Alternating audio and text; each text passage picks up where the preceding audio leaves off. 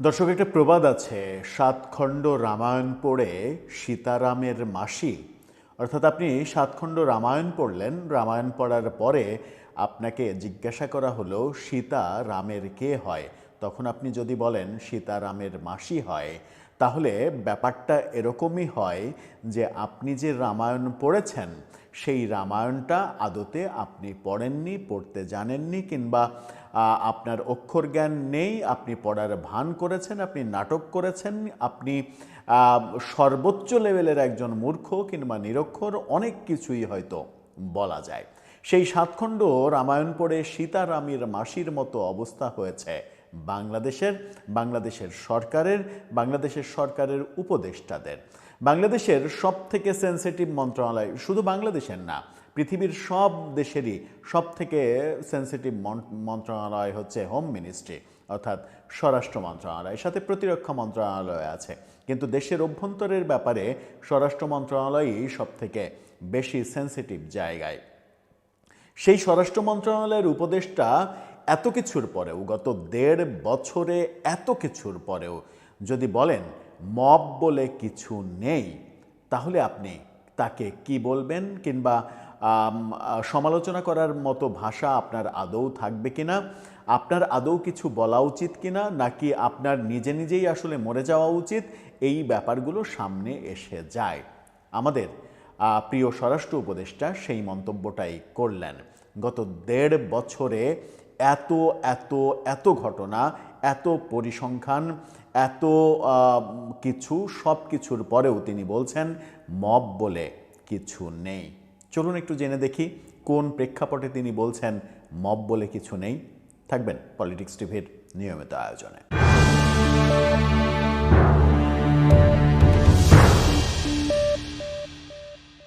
দর্শক, বলছিলাম মব বলে কিছু নেই। গত ১.৫ বছরে মবের নামে যা হয়েছে বাংলাদেশে, শতাধিক আমরা দেখেছি মাজার ভেঙে গুড়িয়ে দেওয়া হয়েছে, শত শত কলকারখানা বন্ধ হয়েছে, মবের কারণে বহু কলকারখানায় আগুন জ্বালিয়ে দেওয়া হয়েছে, পুড়িয়ে দেওয়া হয়েছে, বহু কারখানা ইন্ডাস্ট্রি লুট করা হয়েছে।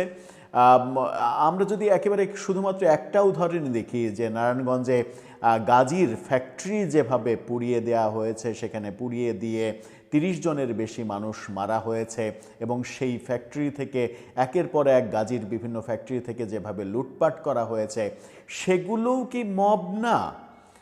আমরা যদি সর্বশেষ দেখি, গত ডিসেম্বরের 18 তারিখে রাতে প্রথম আলো, ডেইলি স্টার পুড়িয়ে দেওয়া হলো, ছায়ানট পুড়িয়ে দেওয়া হলো, লুটপাট করা হলো। প্রথম আলো, ডেইলি স্টার থেকে কম্পিউটার, ল্যাপটপ, এমনকি নারী সাংবাদিকদের যে ড্রয়ারে প্রসাধনী সামগ্রী ছিল সেগুলো পর্যন্ত লুট করা হলো।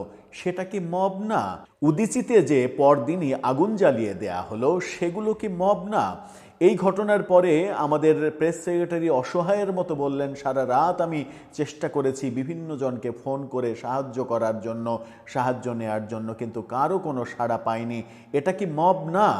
সারা দেশে মবের নামে যে চাঁদাবাজিগুলো হচ্ছে, সারা দেশে এখানে আওয়ামী লীগের দোসর আছে, ওখানে আওয়ামী লীগ আছে, ওখানে ছাত্রলীগ আছে, ওখানে যুবলীগ আছে, এই ঘটনাগুলো, মানে গত মাসেও যে ঘটনাগুলো ঘটেছে একের পর এক, অনেকগুলো ঘটনা গত মাসেও ঘটেছে, সেগুলো কি মব না?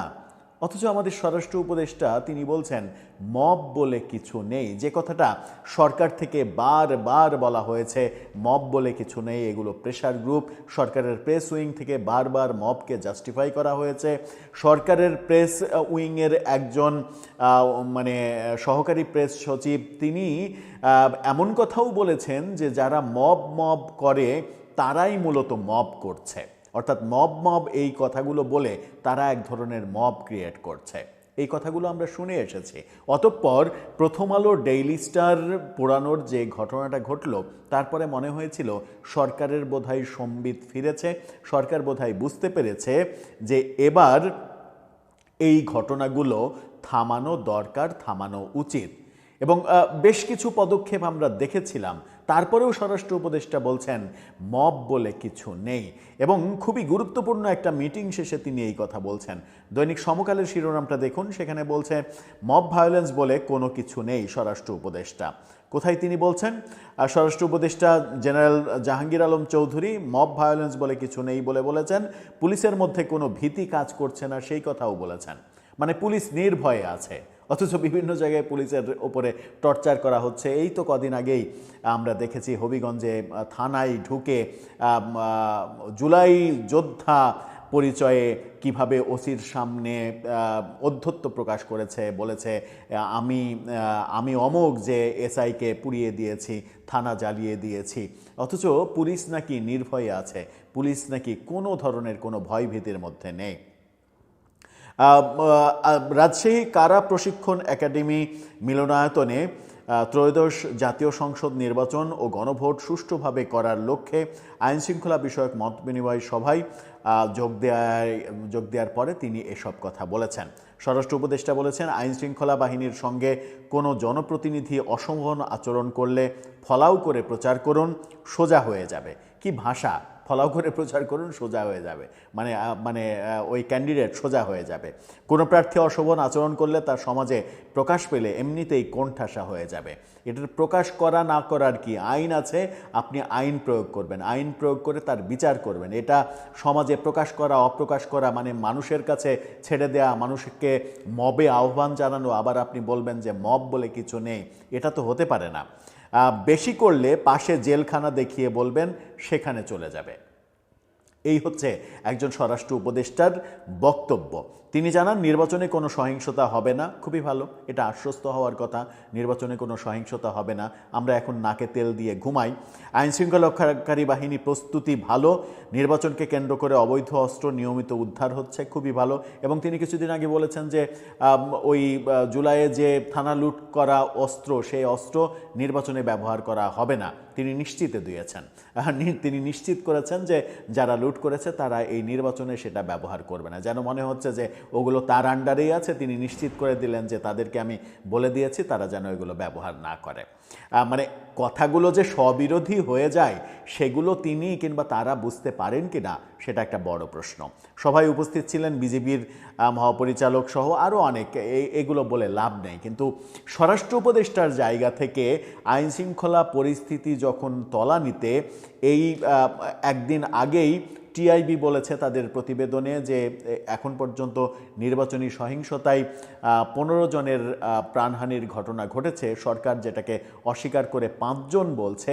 সেরকম অবস্থার পরেও স্বরাষ্ট্র উপদেষ্টা বলছেন যে আইনশৃঙ্খলা পরিস্থিতি স্বাভাবিক আছে, পুলিশ কোনো ভয়ের মধ্যে নেই।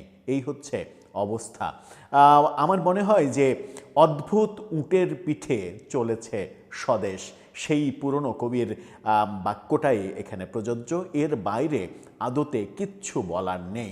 পরবর্তীতে কোনো একটা সময় আমার মনে হয় যে মবটা মানে এই ব্যাপারগুলো, মবের ব্যাপারগুলো কোনো একটা সময় আমাদেরকে জাদুঘরে রক্ষিত করে রাখতে হবে যে এই 2024-এর 8 আগস্টে একটা সরকার আমাদের ক্ষমতা নিয়েছিল, তারপরে 26-এর 12ই ফেব্রুয়ারির পর পর্যন্ত তারা কিংবা তারপরেও আরও 6 মাস পর্যন্ত তারা মানে দায়িত্ব পালন করেছিল, কিংবা প্রচণ্ড প্রতাপশালী এই সরকারের সময় পৃথিবীতে নতুন একটা শব্দের আবিষ্কার হয় যে শব্দটার নাম মব। এই হচ্ছে মব, এই হচ্ছে তার বর্ণনা, এই হচ্ছে তার ঘটনা। যদিও একটা পূর্ণাঙ্গ বহুতল বিশিষ্ট জাদুঘর বানালেও গত 18 মাসে বাংলাদেশে যত মব হয়েছে সেই মবগুলোর ইতিহাস সঠিকভাবে সেই জাদুঘরে তুলে ধরা যাবে কিনা সেটাও যখন সন্দেহ, তখন আমাদের স্বরাষ্ট্র উপদেষ্টা বলছেন মব বলে কিছু নেই। এতে কি দেশের উপকার হচ্ছে? এতে কি সরকারের সম্মান বাড়ছে? প্রশ্নটা থেকেই যায়। দর্শক, আপনার মতামত জানিয়ে লিখতে পারেন আমাদের কমেন্ট বক্সে।